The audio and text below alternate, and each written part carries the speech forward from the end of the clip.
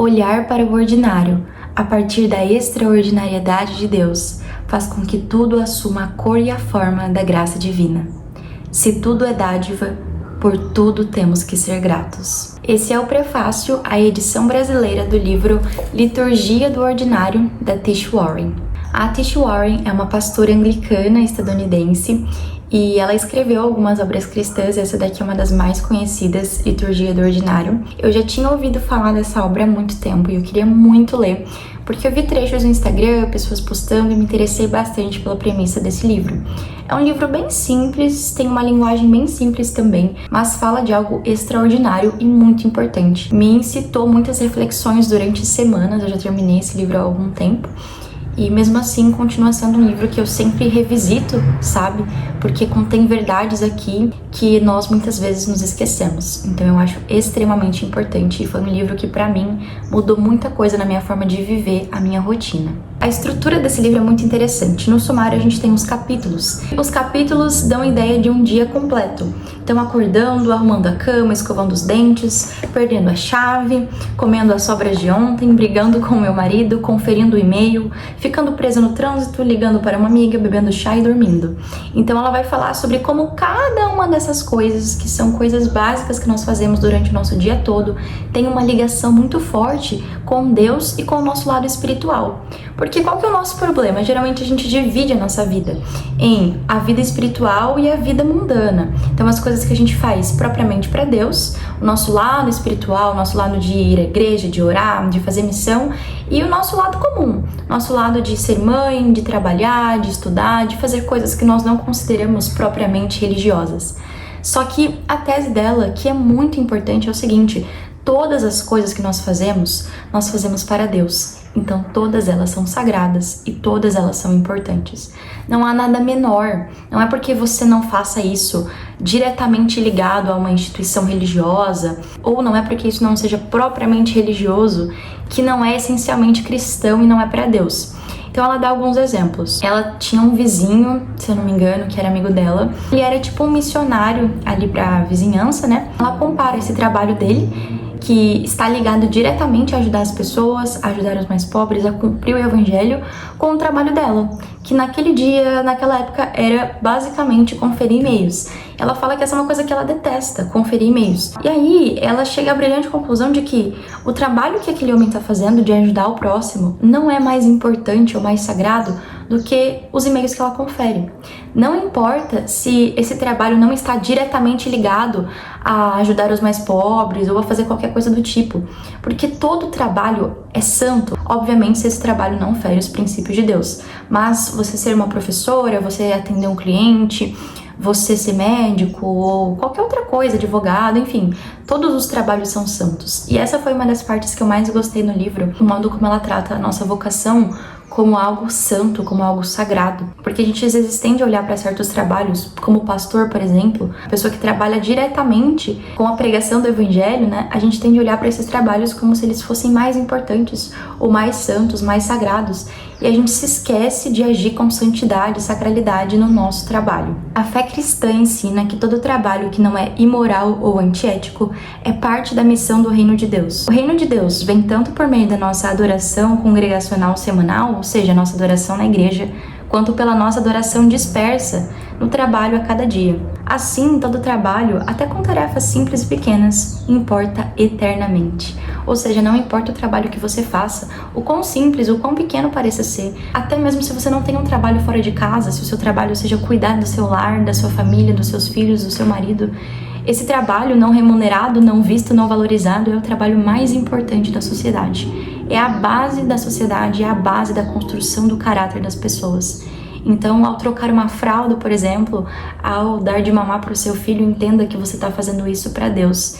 E essa é a parte mais importante desse livro, é a gente compreender aquilo que o próprio apóstolo Paulo disse há muitos anos antes da publicação desse livro, o seguinte: quer comais, quer bebais, ou quer fazer qualquer outra coisa, faça tudo para a glória de Deus. Ou seja, não importa se você vai comer, coma para a glória de Deus. Coma pensando que eu tô comendo mostra o Deus que eu sirvo, O que eu tô comendo vai honrar, vai glorificar o Senhor? O que você tá bebendo? Beba um suco de laranja pra honra e glória de Deus, como disse John Piper. Tudo que você for fazer, mesmo que seja pequeno, e mesmo que as pessoas ao seu redor não vejam, como um trabalho doméstico, por exemplo, pense que Deus vê. E mais do que isso, o que você faz para os outros, o que você faz para os seus, você faz para Deus. Então nenhum trabalho é desimportante no reino de Deus, porque todos eles têm consequências eternas. Em relação à santidade, essa questão de como nós, enquanto cristãos, nos tornamos santos, né? Esse processo de santificação é aquele processo que começa a partir do momento em que você aceita Jesus, em que você é justificado por Ele, perdoado por Ele, e você começa a tentar viver uma vida mais próxima dos preceitos de Deus. Mas essa santidade parece muito abstrata, né? Quer dizer, como que me torno santo? Será que é só por meio da oração, da leitura da Bíblia? Ou a nossa santidade pode ser construída no nosso dia a dia? E é exatamente isso que ela vai dizer aqui. A ideia é que somos santificados, ou seja, nós nos tornamos santos, não no sentido sem pecado, mas a santidade enquanto uma pessoa separada, uma pessoa que vive mais próxima do reino de Deus a cada dia. Isso é ser santo e não ser sem pecado. Não no abstrato, mas por meio de uma vocação concreta. Ou seja, a gente não se torna santo indo ao monte solitário para orar a Deus e não convivendo com as pessoas ao nosso redor, muito pelo contrário. A santidade não vem dessa abstração de eu vou me tornar santo ao fazer isso, ao orar, ao ler a Bíblia. Claro que isso é importante, pelo amor de Deus. Mas a gente se torna santo, a gente exerce a santidade no concreto.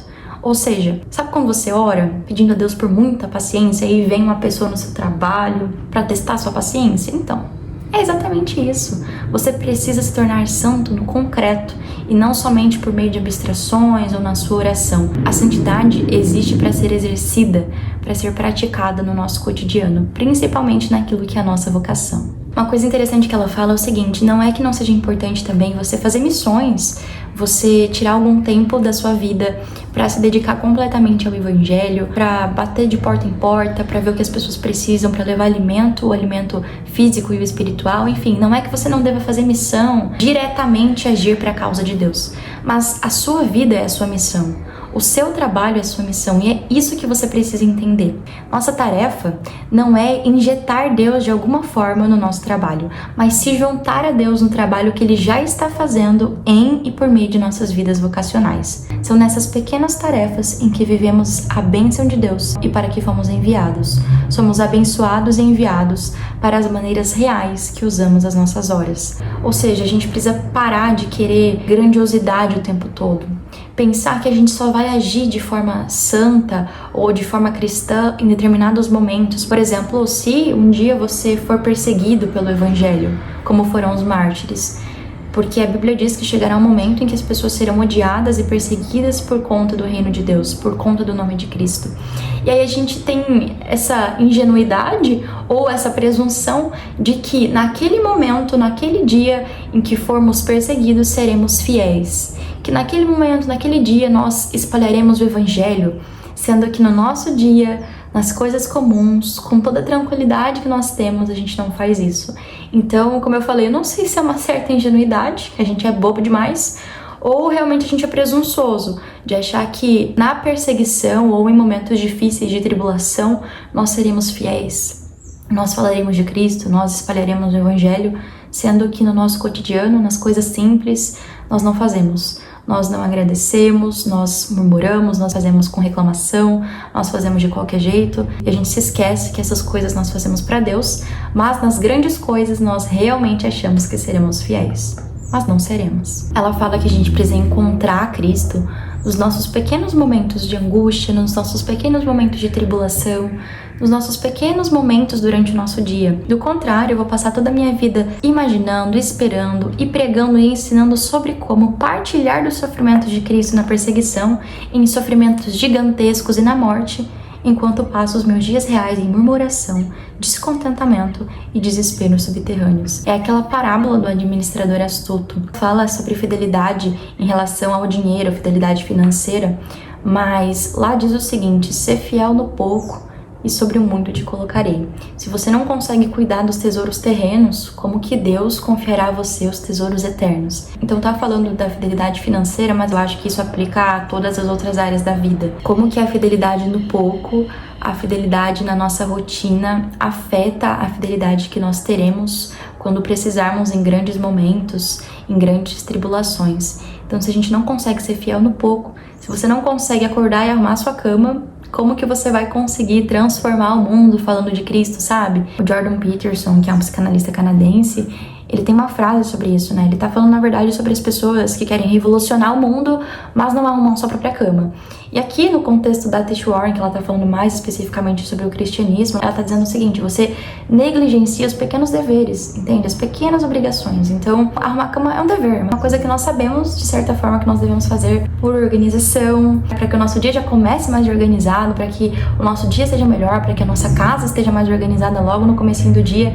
Mas se a gente vai deixando aos poucos, se a preguiça consegue vencer você nesse momento tão pequeno, que você não demora 2 minutos para fazer, imagina em grandes tribulações, em grandes provações. Como que você vai conseguir ser fiel naquilo que é muito, se você não consegue ser fiel no pouco?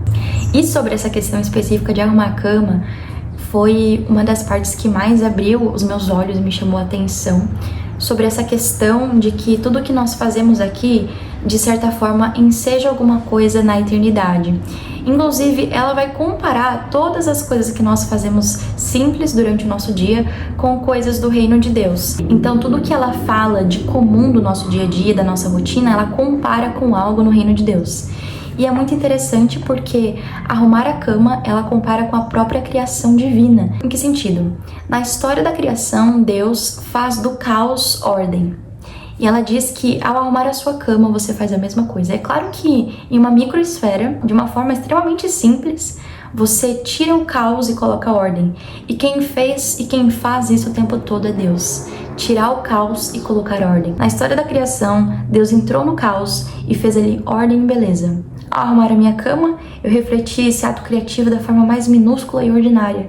No meu pequeno caos, eu fazia uma pequena ordem. Então olha que brilhante, né? Como que coisas tão pequenas do nosso dia a dia podem nos lembrar de coisas que são eternas.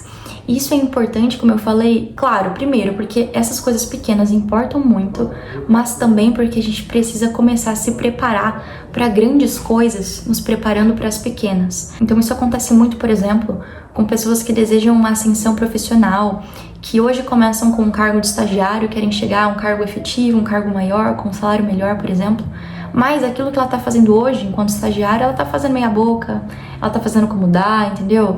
Não tá dando o seu melhor naquilo que ela tá fazendo.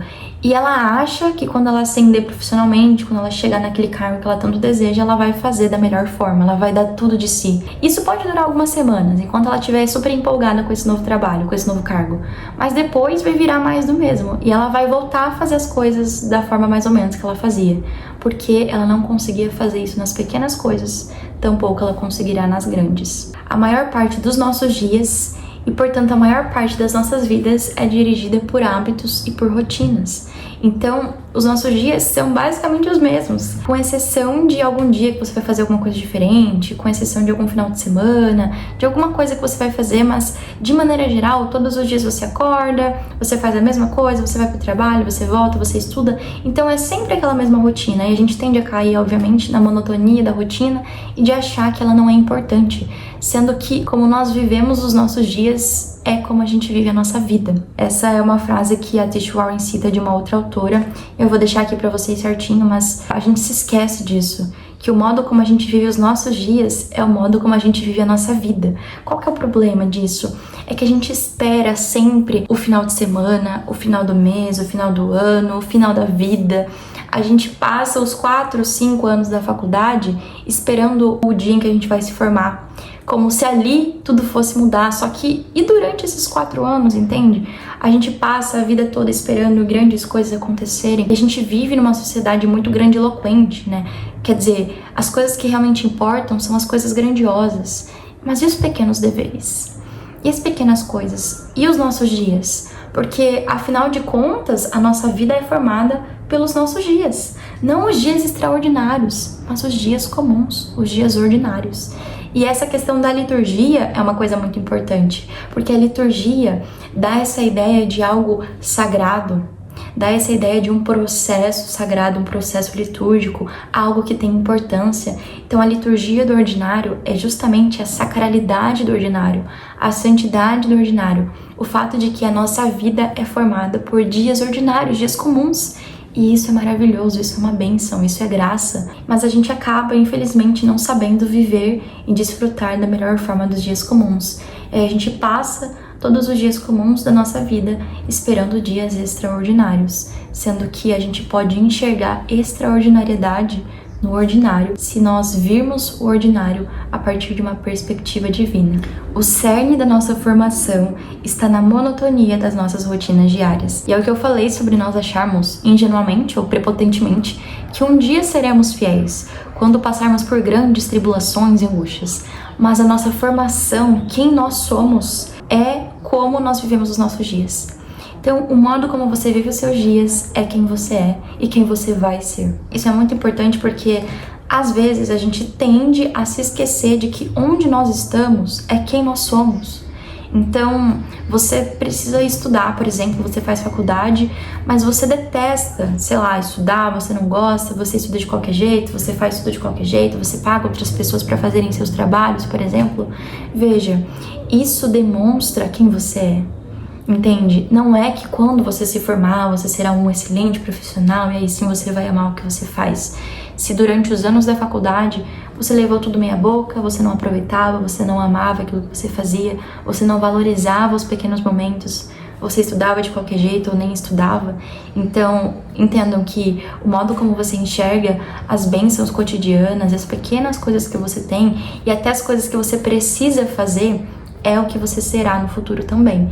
Então você está sendo formado pelos pequenos dias que muitas vezes passam diante dos seus olhos e você nem percebe. E por que isso é tão importante, né? Por que a liturgia do ordinário é uma coisa tão importante? Porque a gente vive a nossa vida exatamente dessa forma, olhando para um futuro distante e grandioso, enquanto os nossos dias escoam pelas nossas mãos e nós nem os vemos. Sendo que esses são os dias mais importantes da nossa vida. Uma terça-feira comum em que você acorda atrasado pro trabalho, você vai trabalhar já de mau humor, depois você volta, tem uma pilha de louça pra lavar, depois você tem que estudar pra uma prova da faculdade. Essa é a sua vida, sabe? Não é aquilo que você vai ser um dia.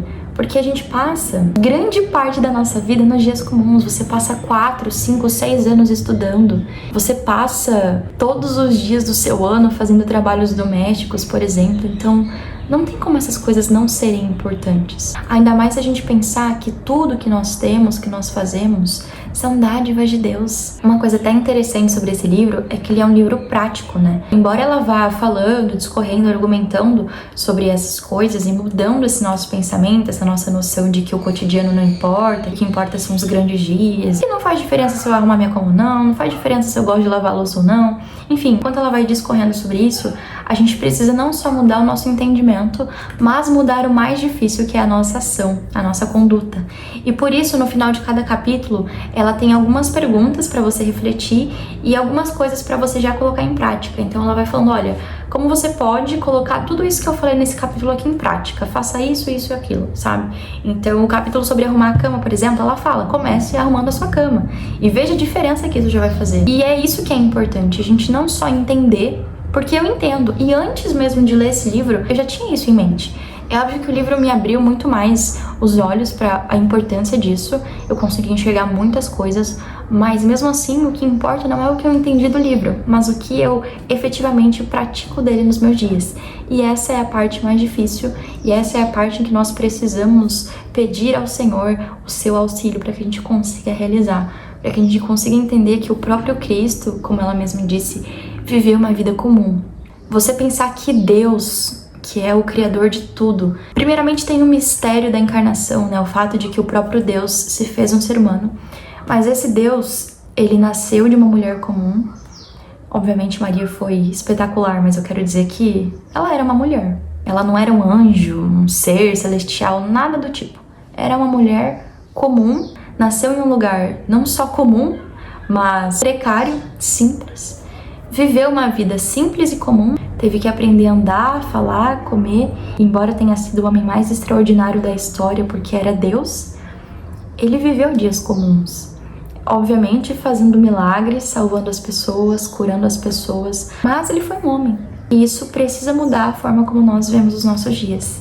Se o próprio Cristo teve que fazer coisas comuns, eu tenho certeza que ele fazia todas essas coisas como alguém que faz para Deus. E isso é óbvio porque o Evangelho nos mostra que o tempo todo ele estava em oração e em contato com o Pai para nunca perder de vista o fato de que tudo que ele fazia era para Deus. Até mesmo a sua morte na cruz. O tempo todo orando e se lembrando de que aquilo não era pura e simplesmente por ele, mas para Deus e para aqueles a quem ele amava. Que a gente se lembre disso, né? Que as coisas que a gente faz não é pura e simplesmente para nós mesmos, mas primeiramente para Deus. Então faça as coisas como quem faz para Deus e não para os homens. Mas depois também é para as pessoas. E isso não deve ser de menos importância. O próprio Cristo fala, tudo que você faz a essas pessoas, você faz a mim. E no fim das contas, a salvação consiste exatamente nisso, né? Quando Cristo fala que ele vai olhar para as pessoas e vai dizer, olha, você me viu preso e foi me visitar, você me viu nu e me vestiu, você me viu com fome e me deu de comer. E as pessoas vão perguntar, mas Senhor, quando que a gente fez todas essas coisas? Ele vai falar, quando você fez a uma dessas pessoas, a mim você fez. E isso não significa que você faz as coisas aos outros só quando você vai visitar alguém que está preso, só quando você dá comida para comer a um pobre, só quando você veste alguém que não tem roupa, entende? São ações que nós obviamente devemos fazer sim, mas e no nosso dia a dia?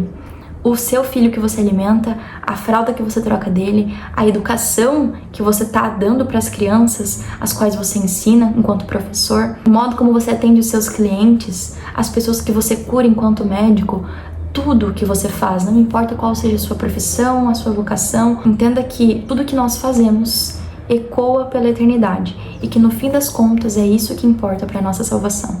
Não que nós sejamos salvos por as coisas que nós fazemos, somente pela graça de Deus, mas essa graça nos ajuda a estender mais graça aos outros e no final das contas viver os nossos dias com essa identidade de que nós somos salvos para salvar as pessoas nos faz enxergar que tudo que nós temos são bênçãos não somente para nós, mas para os outros. E como ninguém é uma ilha, tudo que você faz, se você arruma a sua cama ou não, não vai influenciar só você, mas as pessoas que vivem com você, ou até mesmo as pessoas ao seu redor com quem você trabalha, porque o modo como você vive os seus pequenos dias é o modo como você vive a sua vida e, consequentemente, a pessoa que você é. Considerações finais, então, sobre liturgia do ordinário. Eu sempre acho que eu não vou falar muito. Falei, não, esse livro aqui é tão simplesinho, assim, claro, tem uma mensagem extremamente importante, mas não vou falar muito não. Mas enfim, como eu falei, esse é um livro bem simples, tem uma linguagem simples, é um livro assim bem best-seller, sabe? Não é nada aquela coisa super mega profunda. Acho que como eu tô com hiperfoco em C.S. Lewis, agora é um desabafo, né? Tô lendo muitos livros do Lewis e tal, a gente começa a comparar, né? Então, esse livro aqui, se você tá acostumado, por exemplo, a ler livros clássicos, a ler C.S. Lewis e essa profundidade teológica, essa escrita elaborada, Liturgia do Ordinário é mais um best-seller mesmo. É mais esses livros bem vendidos porque são mais simples, mas isso não tira dele o mérito das coisas que ele diz. E assim, eu acho que esse é um tema muito importante e muito bonito também de se falar. Eu achei que a Tish Warren conseguiu em alguns momentos descrever a grandeza e a beleza que há no cotidiano e no ordinário, por exemplo. Eu achei que há uma certa profundidade, mas não tanta, sabe? Até porque eu acho que o livro não tem esse objetivo de ser algo extremamente profundo, complexo, teológico, mas de alcançar os corações mesmo na simplicidade e dizendo aquilo que é básico, que é simples. Eu geralmente não gosto muito desse tipo de livro meio manual, sabe? E como eu falei pra vocês, que ela faz perguntas e incita a reflexão e tal, mas eu acho que pra esse tema aqui é uma coisa válida, porque como eu falei, é algo que não pode ficar somente no nosso entendimento, mas precisa ser praticado. Então são válidas as perguntas, as reflexões que ela incita, mas enfim, é um tipo de livro e de escrita que atualmente eu não tô tão acostumada assim a ler, mas ainda assim eu acho que ele é um livro bem elaborado, assim, embora tenha essa linguagem bem simples, embora seja mais para um best-seller do que para um possível clássico da literatura cristã, eu ainda acho que é um livro bem importante. E eu recomendo bastante, principalmente para você que tem dificuldade com a rotina, assim como eu tenho. Porque às vezes a gente faz as nossas obrigações, os nossos deveres, porque a gente tem que fazer, sabe? E a gente se esquece de colocar amor nessas coisas. E infelizmente a rotina, o trabalho, o estudo, a correria, né, faz com que a gente se esqueça que as coisas que a gente faz por dever também são feitas para Deus. Então eu recomendo demais Liturgia do Ordinário. Eu acho que vai ser uma leitura muito produtiva para todo mundo. Eu espero muito que vocês tenham gostado e até a próxima. Viva a literatura e viva o ordinário!